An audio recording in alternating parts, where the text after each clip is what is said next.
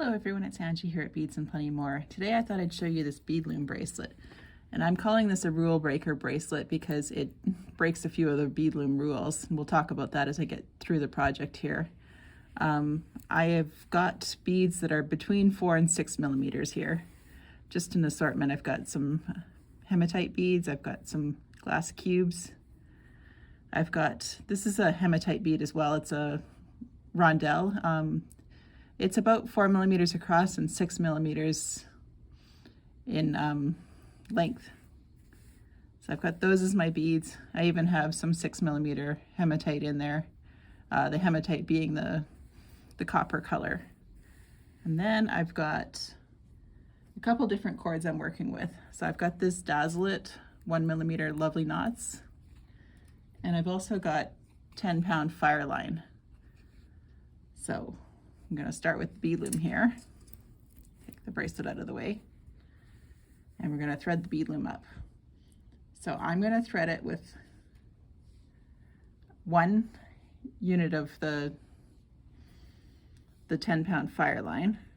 So what I've done is I've stretched it the length of the bead loom so that I can bring it all the way down the one side of the bead loom and back the other side.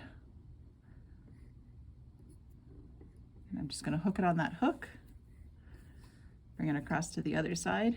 So you may have noticed that I've got my my bead loom set so that the peg is on the inside.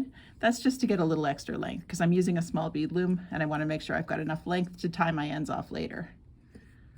So once I've got that, we're going to awkwardly tie this one off.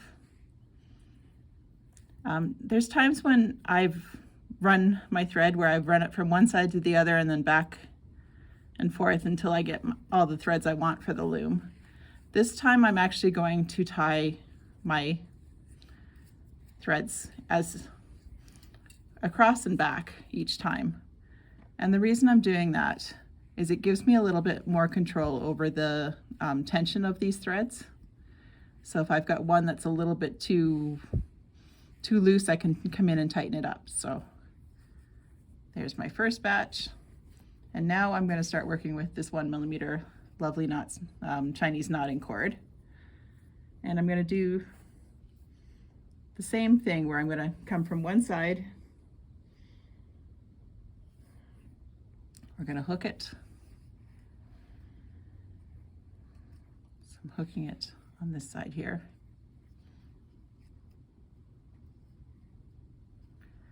Easier said than done, apparently.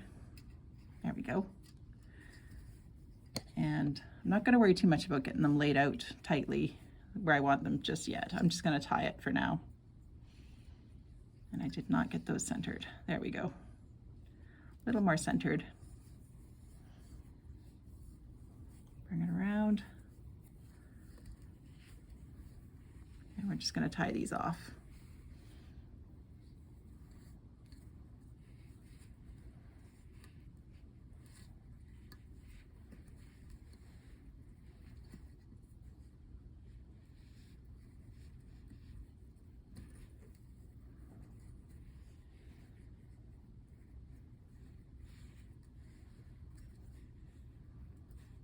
So I used the 2 different cords because I found that while this cord's nice on the outside, so we're going to definitely use it for the outside. It shows a lot in the inside. Like you'll find that if you're using it on the inside ones, you're going to see a lot of your warp thread. And so by adding the size 10 Fireline on the inside, I just kind of eased it up a little bit so it wasn't quite so thick with thread on the inside. So I'm setting this up so that there's kind of two spirals in between each thread.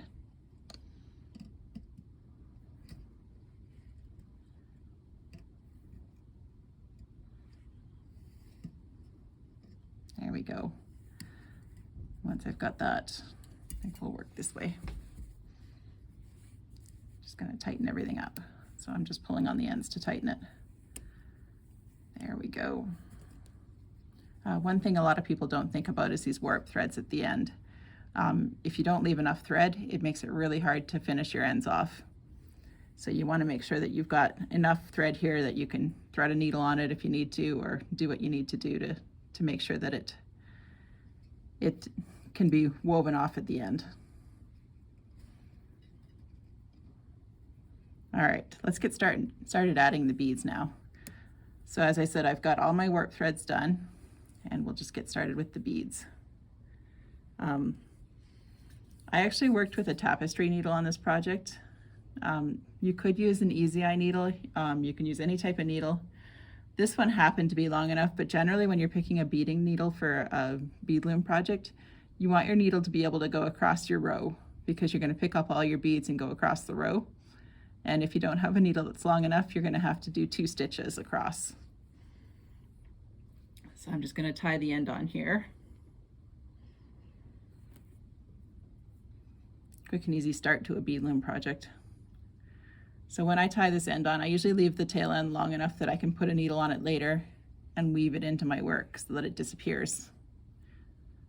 So it may seem like that's a long end, but that's because I have enough to be able to thread my needle on later. And now we're going to do our setup row. So when I did this bracelet, I did it, every row has the rondelle on the outside, and then it has an assortment of beads on the inside. So we're going to thread it with the rondelle on the outside, and then we'll pick up a few beads to go on the inside. So let's do, so this is 5 beads across, and I've got the rondelle on each outside, and then I've got my beads. And then with the bead loom, I'm going to come under my thread, so under all those warp threads. I'm going to pop the beads up so that there's 1 bead in between each warp thread there. And this is the really important part. You got to come back on top of those threads. So when I'm stitching back, and I'm making sure my needle's going above all the warp threads.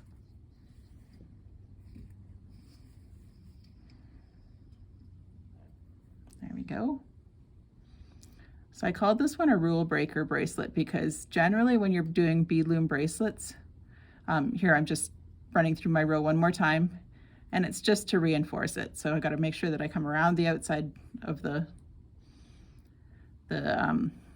thread, and then I'm coming back through my row. I usually do this with the setup row. So as I said,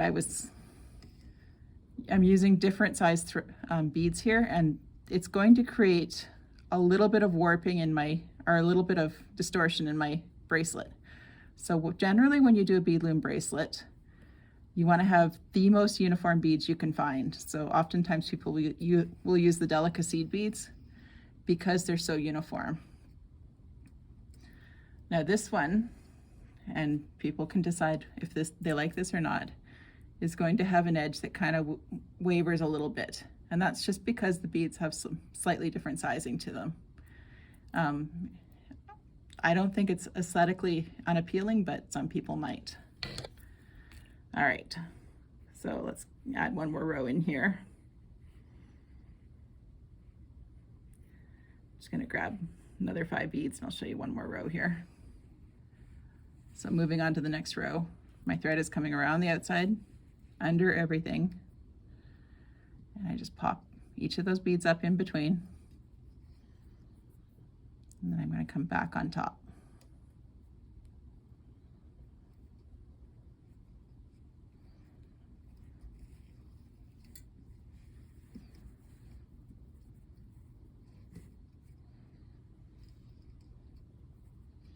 So with this bracelet, I would keep working until I'm done, and then once I'm done, I'm just loosen it off to get it off the bead loom. But I'm going to show you how to do the ends now. So I'm going to set this one aside and we'll talk about these ends. So when you're figuring out your length, you want to think about the clasp as well, because you're going to need to add the clasp length into your finished product. I picked out a magnetic clasp today, and it's about 3/4 of an inch. So I worked my beads out, keeping in mind that there's about 3/4 of an inch that's going to be taken up by the clasp. And then I've got all these ends at the other end, all these warp threads that I've got to deal with. Now, I'm going to slide them into one of these bead caps, or one of these bead slides. And I discovered with this Chinese knotting cord that if you tie an overhand knot here, it is thick enough that it will sit in that end. So all these Chinese knotting cords, we're just going to come along and tie an overhand knot, nice and tight to the beads. Be careful you don't pull too hard because you don't want to distort the warp threads. You don't want your beads puckering. So I'm going to do that all the way across.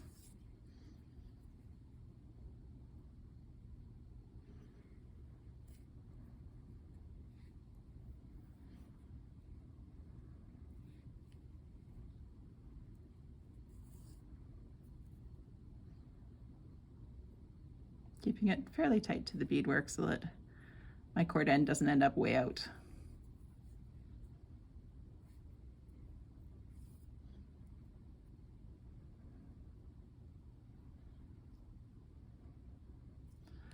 Now the two fireline threads, what I did with them is I actually stitched through the cording. So I folded my cording over here, and I've added a beading needle onto this one end so that I can actually come through my cord.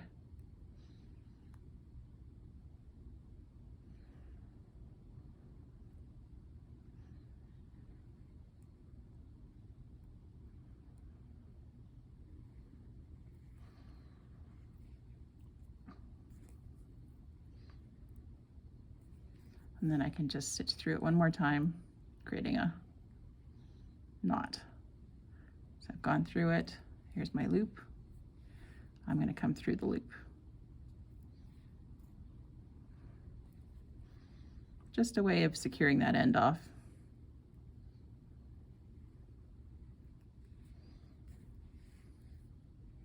So we'll do the same thing with the other thread.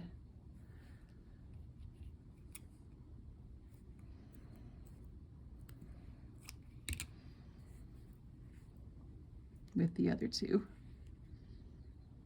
So I just kind of folded them over.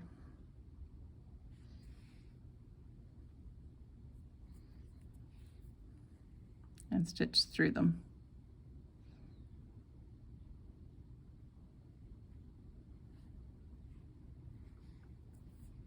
So it creates a little bit of bulk in that area too, so that it's not going to slip loose.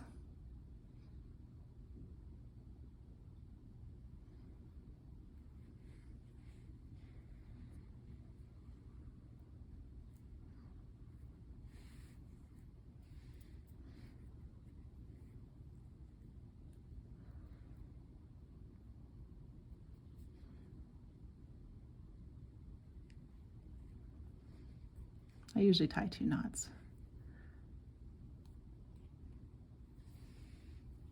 And then we'll just come in and cut that one off. And then my cords are good and secure, so I can cut them off.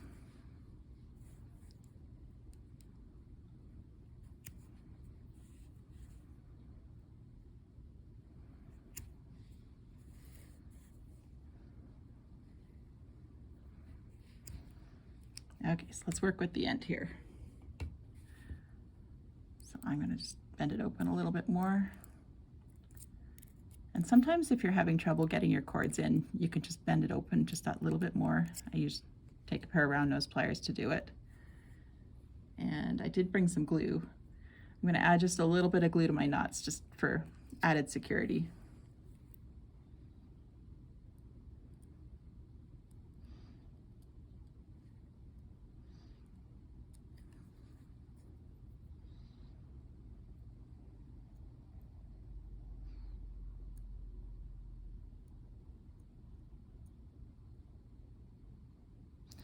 I will just set that aside for now. Sometimes you get the lid on easy and sometimes you just don't. So then we're just gonna work everything into the end. This is a slide end. And as you can see, those knots are basically holding everything in place. This last one's just gonna barely work in there.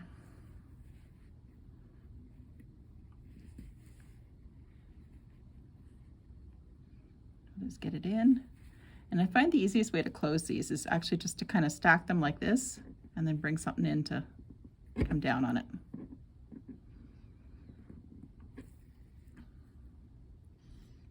Not the prettiest end I've done, but we'll let it go. And I had opened it a little bit, so I'm going to squeeze it shut a little bit so that it stays around those knots. So there we go. There's my end on. And I'll just open that jump ring that's I've already attached to the clasp.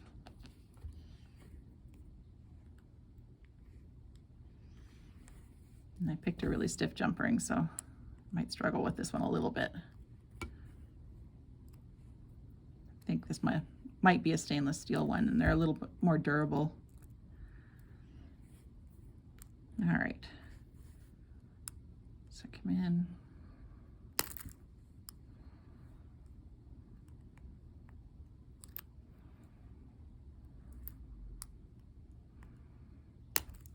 Get it closed, and then as you can see, it just snaps around my wrist.